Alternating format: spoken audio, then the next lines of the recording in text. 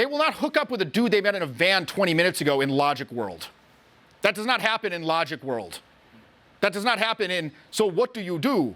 Where did you go to school? It happens in adventure, ethereal dream, fun, fun, fun, fun, fun, fun, fun, fun. This is why it is a prerequisite that you relinquish the death grip that intellect has over the system. And you start to free flow, have fun, talk just nonsense. People say, well, what do you do if that stuff comes up? Here's the thing. Sometimes people try to put the logic frame on you. Why do they try to put the logic frame on you? Because they're bad conversationalists. This is why, like, the number one skill that you need to learn if you want to be good at, like, socializing is how to control the conversation. You have to have both of your hands on the fucking steering wheel, 10-2. And, like, you need to, like, I will be doing the vast majority of the talking, not, I would say about 70%, at least initially. Once I get, like, I've established some sort of connection, now I go to, like, the rapport phase. Now it's more 50-50. But, like, in the beginning, I will put my hands on the wheel, and I will be the million dollar mouthpiece, we call it. The ability to just talk, and never shut up. It is vital, because if you do not do that, they will lead it. And where will they lead it? To logic, depressing, boring, politics, like not stuff that does not contribute to that, like, fun vibe. Logical information and that, like, pizzazz of attraction cannot coexist. The logic will push it out. Now, here's the thing. Sometimes people will try to put the logic frame on you. Again, if you let them have the conversation, they'll default to that. Sometimes they'll be like, what do you do? You have to answer, right? Like, because if you don't, it can seem like you're evasive or you're trying to hide something. So I will give the bare minimum to, like, satisfy it, and then boom, right back onto the fun. In fact, my assistant, I've known this guy now for like 2 years, and I said to him the other day, I'm like, you know what I just realized? I've known you for 2 years. I have no idea what you do for work. And you know what he says to me? He goes, and you never will, Jeff. You never fucking will, because it's unimportant. We don't talk about that. It's unimportant. All we do is go out and terrorize. What do I mean by that? I mean, I am at the cause end of things in the environment. I'm not at the effect end of things in the environment. Like, I'm out there and I'm just, like, meeting people and I'm, like, saying things and they're gonna be like, what? What did you say? They're just reacting. People are reacting to me. I'm not reacting to other people. All right? So they say, what do you do for a living? I go, I'm gay. And then I change the subject. They go, what do you do for a living? I go, I'm a balls-loving murderer. That's hyphenated, balls-loving. I'm a balls-loving murderer. Another thing I say, I go, businessman, office, computer. I have business cards printed up that say businessman, office, computer on it. And it just says Jeff, businessman, office, computer, and it has nothing else on it. Sometimes on the back I'll write necktie or Excel. And I gave it to this German girl, and she's like, I work for Microsoft, you are not Excel. It's like, so I'm like, Geschäftsmann, Büro, computer, like I said it in German. So, and then I'll just change the subject. It's unimportant. So this other student that I had, he kept defaulting to that, like, well, so what do you do? Where, like, this is what I do, and da-da-da-da-da. This kid, he's been taking several programs. I remember when he came on his first program, I go, what are your goals? He says, well, I meet a lot of people in the daytime, and my goal is I want to be able to get one phone number a week so I can go on one date a week. Okay, it's pretty modest goal. Excellent, okay. So now he's on his fourth program, and now this guy's, like, pulling off the street, like, consistently at night. Like, I remember the last one, he was on, he kept having these, like, boring interactions, and something in him snapped, and, like, he looked very meek.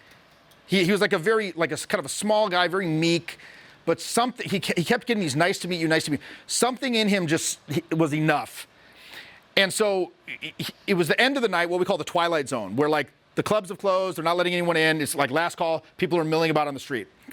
Some girl's walking down the street with some, like, guy, like, hand in hand, and he's wearing this sash that I put on him that says, finally 21. And so he goes to her and he gives what we call the hand of God, which is where you simply look someone in the eye and you go like this. You deploy your hand in an inviting fashion. And she's like, huh? She's like, oh, are you 20? He's like, yes. Teach me how to dance. And he starts dancing with her. And then he kisses her, and they start kissing on the street. And the guy that she was with, he becomes like so enraged, he starts fighting another person. Like he starts fighting another man.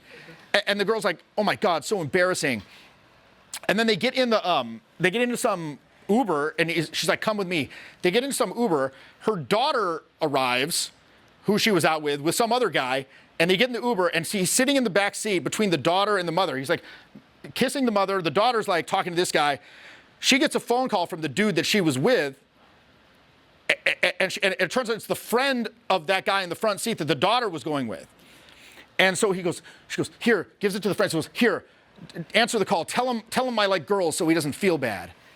And then so the friend does that, and for whatever reason, the friend's like, didn't salt his game, because he's like, he saw the writing on the wall. He's like, if I screw this guy up, I screw myself over.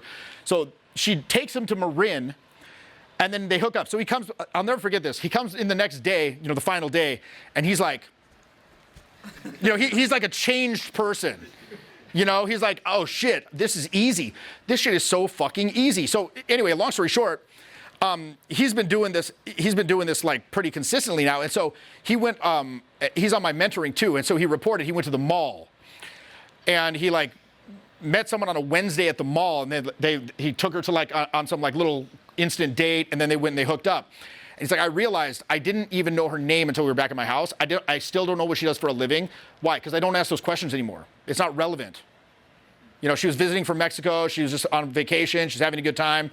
And that was that. It wasn't the boring nonsense.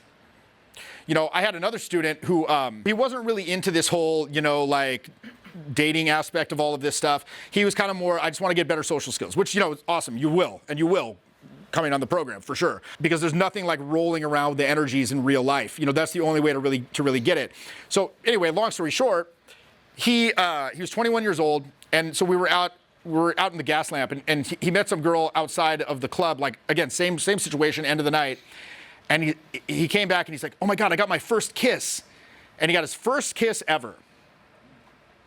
And he was like so ecstatic about this. He's like, but I got her phone number. And I was like, okay, give me the phone. And I start like he's like, I don't know what to text her. So I start texting her, and I'm saying all this kind of crazy shit. And he's like, don't say that. I'm like, no, don't worry, it's funny. And she's like, she thinks it's funny. And I kind of set him up. Like, okay, now it's cool. Now it's kind of crystallized. Now you can just call her up on Tuesday, maybe go on a date. So it turns out he did that. And the next week he's like, I went on the date with her, and I lost my virginity. So the kid lost his virginity. Now it's interesting, because that same night, I had another student. He's a little bit more advanced. And then he did the same thing. It's like two guys and a guy and two girls are walking. He does the hand of God, pulls him in. He's like, after party. Pulls him to his hotel that he was staying at. And the guy was just some rando, but he, again, same thing. He like kind of knew the deal. So he kind of coached the guy, because the guy was like, what are we doing? He's like, okay, you go with her over there. So he kind of coached that guy to hook up with the friend. He starts hooking up. That guy finishes. He's like, oh, well, I'm going to go now. They're like, all right, bye. And then the girl's like, man, that guy sucked. He didn't put it down right. I'm going to join you guys. And then he ended up having his first threesome. So one guy had his first kiss, and one guy had his first threesome. So it's a beautiful love story, but not all love is beautiful. But point being, the vast majority of people like see these things being pulled off, and they think it's almost like magic. But this shit happens every fucking night, dude. Every single night. And these guys were like zero experience. And now that Sam dude, he goes out, and like 70% of the time he's gonna find a new friend in the night. That's all this. I mean, it's actually that simple, if you know what to do, right? But the fact is, you got to have emotional leverage, because if you do not have the emotional leverage, if it's I should do it and not a must, you're not going to fucking do the. You're going to do the same dumb shit over and over and over again, and you're not going to get it done. You're going to be the same stupid shit. So you got to find some sort of like leverage within yourself to get it done. For a lot of people, it's hearing the nice to meet yous 1,000 times and seeing the bad reaction 1,000 times. For other people, it's a bad breakup. For other people, who knows what it could be. We've all had those experiences where, like Tony Robbins says, you make precisely as much money as you need to make. And no, not a penny more. My biggest one takeaway, like the biggest one, is the epiphany I had with outcome dependence. That exercise that made me like think about it just completely got rid of all the outcome dependence. Like I legit don't give a fuck, and there is no like bad outcome from this. Because it made me like reframe and think about stuff. That was like the biggest thing that just made everything, like it literally made the course itself, like that one thing, more than pay off itself like multiple times. And then I started extrapolating that into other things. I'm going to continue this on. I'm going to be plugging in everything I learned here right now. I'm going to continue.